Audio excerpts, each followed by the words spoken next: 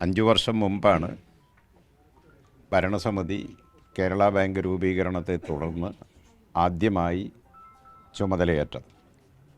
5 വർഷക്കാലത്തെ ഭരണസമിതിയുടെ പ്രവർത്തനങ്ങളും ഈ മേഖലയിലുള്ള ഇടപെടലും തികച്ചും മാതൃകാപരമായിരുന്നു.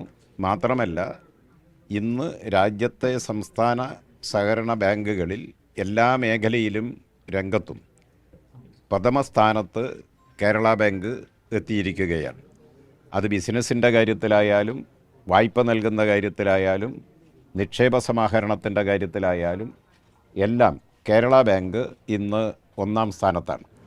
മാത്രമല്ല, സംസ്ഥാനത്തിൻ്റെ സാമ്പത്തിക മേഖലയിലെ ഏറ്റവും നിർണായക ഘടകമായി കേരള ബാങ്ക് ഇതിനകം ഈ ചുരുങ്ങിയ കാലയളവിനുള്ളിൽ മാറിക്കഴിഞ്ഞിട്ടുണ്ട്. ഇടതുപക്ഷ ജനാധിപത്യ മുന്നണിയുടെ ഗവൺമെൻറ്റിൻ്റെ ഇച്ഛാശക്തിയോടെയുള്ള ഇടപെടലും അതുപോലെ തന്നെ പരിശ്രമവുമാണ് യഥാർത്ഥത്തിൽ ദീർഘവീക്ഷണത്തോടെയുള്ള ഗവൺമെൻറ്റിൻ്റെ ഇടപെടലാണ് യഥാർത്ഥത്തിൽ കേരള ബാങ്ക് രൂപീകരണത്തിന് വഴിയൊരുക്കിയത്. കേരളത്തിലെ ജില്ലാ സഹകരണ ബാങ്കുകളും അതുപോലെ തന്നെ സംസ്ഥാന സഹകരണ ബാങ്കുമെല്ലാം സമന്വയിപ്പിച്ച് 2019 രൂപം കൊണ്ട കേരള ബാങ്ക് ഇന്ന് കേരളത്തിലെ ജനങ്ങളുടെ പ്രതീക്ഷയ്ക്കനുസരിച്ച് ഉയരുന്നതിൽ വളരെയേറെ മുന്നോട്ട് പോയിട്ടുണ്ട്. ഇതിലെ അംഗങ്ങളായിട്ടുള്ളത് എല്ലാവർക്കും അറിയാവുന്ന കാര്യമാണ്. കേരളത്തിലെ പ്രാഥമിക വായ്പാ സംഘങ്ങളാണ്.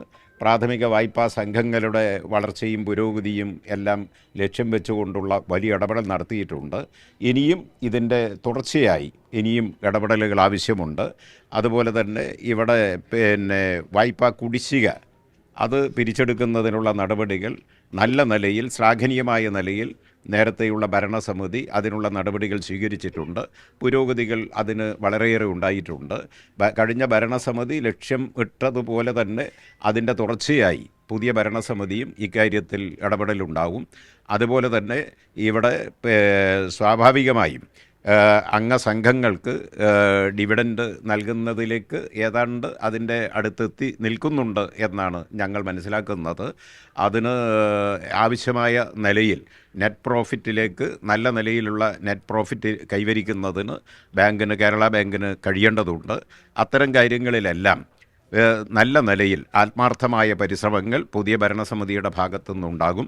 ഇവിടുത്തെ ഉദ്യോഗസ്ഥ സംവിധാനങ്ങൾ, സർക്കാരും അതുപോലെ സഹകരണ വകുപ്പ്, അതുപോലെ ഇതിൽ വിശ്വാസമർപ്പിച്ചിട്ടുള്ള കേരളത്തിലെ ലക്ഷക്കണക്കായ സാധാരണ മനുഷ്യർ, ഇടപാടുകാർ, ഇവരുടെയെല്ലാം പൂർണ്ണമായ പിന്തുണയും സഹകരണവും ഇക്കാര്യത്തിലുണ്ടാകും. മാധ്യമങ്ങളുടെയും നല്ല നിലയിലുള്ള പിന്തുണയും സഹകരണവും ഇക്കാര്യത്തിൽ അഭ്യർത്ഥിക്കുകയാണ്. എല്ലാവർക്കും ഈ സന്ദർഭത്തിൽ നന്ദി രേഖപ്പെടുത്തുന്നു. തുടർന്നുള്ള പ്രവർത്തനങ്ങൾ എല്ലാവരുടെയും പിന്തുണയും സഹകരണവും ഒരിക്കൽ കൂടി അഭ്യർത്ഥിച്ചുകൊണ്ട് നിർത്തുന്നു.